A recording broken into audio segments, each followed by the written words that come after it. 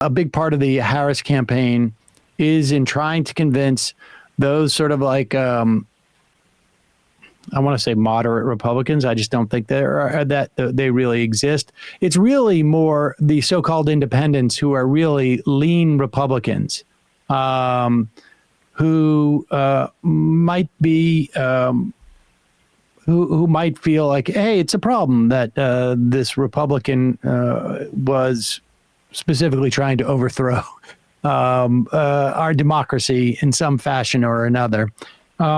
Here is trial footage, court footage of former Mesa County Clerk Tina Peters. She is being essentially sentenced by Colorado Judge Matthew Barrett, but Barrett is really handing it to her.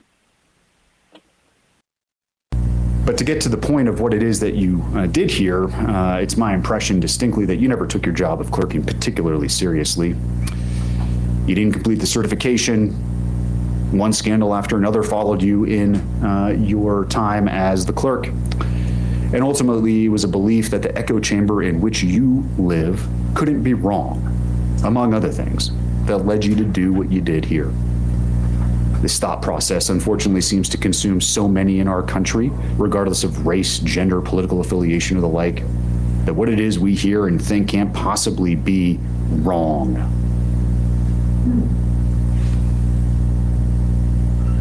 There are many things in my mind that are crystal clear about this case.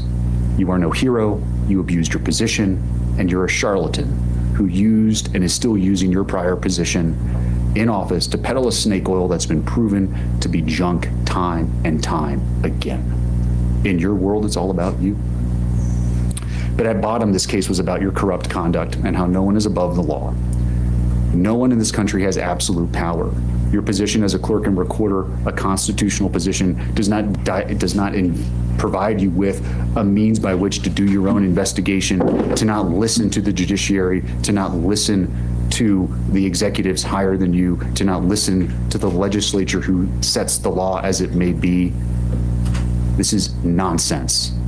Our system of government can't function when people in government think that somehow, some way, the power they've been given is absolute in all respects. And that's where you fell.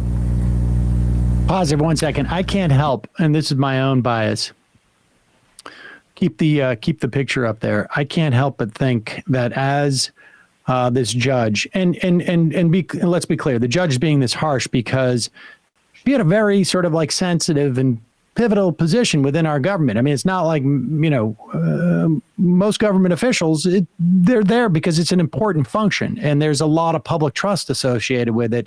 And she completely spat all over that public trust. I can't help but think that officer in the court is also going like, yeah, no, I think, oh, this is true. They acid washed the servers. All the votes went to Germany and they acid washed them and then they sent them to Italy. But whatever. Okay, keep going. In all respects. And that's where you fell. You have no respect for the checks and balances of government. You have no respect for this court. You have no respect for law enforcement. And you do not have respect for your fellow colleagues when you were a clerk and recorder who weren't lockstep in your beliefs. Period. Indeed, just weeks before trial, you were apparently doing what I mentioned earlier, that is over at the clerk and recorder's office where you're not supposed to be, violating the protection order by speaking to employees of that entity with your camera crew in tow.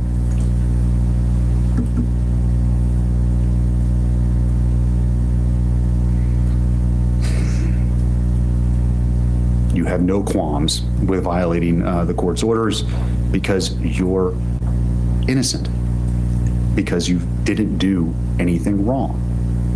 You were just doing your job. You have no problem trying to kick an officer. Your explanation about what happened is preposterous. It's on video.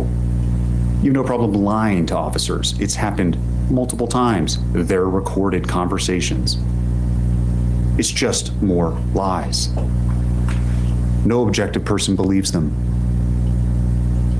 No, at the end of the day, you cared about the jets, the podcasts, and the people fawning over you. You abdicated your position as a servant to the Constitution, and you chose you over all else. Yes, you are a charlatan, and you cannot help but lie as easy it is for you to breathe.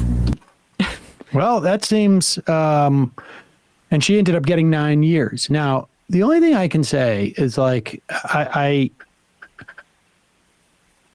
am not without any sympathy for this woman. She lost her son like a year before she started down this path, maybe less.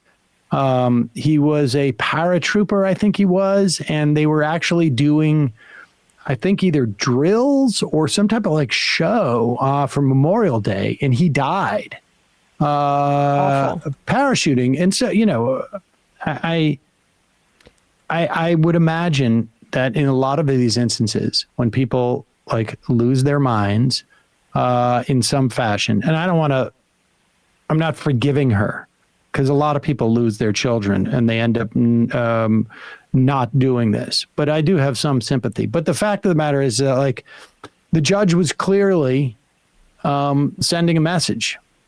You know, Right. this was not about rehabilitating her. It was about sending a message to others saying, like, we're not going to tolerate this. You can't do this. Because, you know, at the end of the day, her behavior, it was both like bullying and grifting simultaneously. And we have a bit of a problem with that on the, particularly in, you know, in the sort of political spaces that she was supporting. I mean, so Tina Peters was convicted on four felony and 3 misdemeanor charges in August for using another person's security badge to allow someone associated with MyPillow founder Mike Lindell, a prominent election denier and ally of former President Donald Trump, access to the county election equipment involving Dominion voting systems. The county's machine had to be replaced afterwards when data, including passwords for the machines, was posted online. Peters had claimed she didn't know the information would become public, and then the judge is basically lying. I would say that just because I'm on the left, I don't like seeing a judge dress down somebody who's about to be incarcerated regardless of what she's done. And the other thing is that I would actually I might enjoy that if it was somebody who wasn't a 2-bit online influencer, basically, who was working with the crazy person Mike Lindell. I know that she actually did harm and almost, you know, helped destroy the vote total. So she should be punished and penalized, obviously. But it does frustrate me a bit, and maybe Jack Smith's, if Kamala Harris wins and the Jack Smith case is able to go forward, we will see some justice with the people at the very top. But that's what I want. You know, Yeah. I think that's the Republican officials that enabled this, Trump and all of his cronies especially, are the ones that need to be held account with the fullest extent of the law. And that's what would give me the greatest satisfaction. And also, to be clear, like, you know, she wastes a lot of time and taxpayer money. Yes. And I mean, she did a grave disservice to and undercut the sense of trust that people have in their elections. I mean, this is, you know, these are big deals. Hey, folks, don't forget to hit the subscribe button and check out our daily show. We do it every day at 12 p.m. Eastern for about 2.5 hours. We even take phone calls. You should check that out.